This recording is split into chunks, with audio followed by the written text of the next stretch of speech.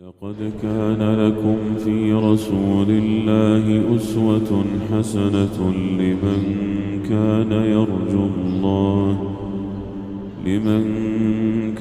يرجو الله واليوم الآخر وذكر الله كثيرا.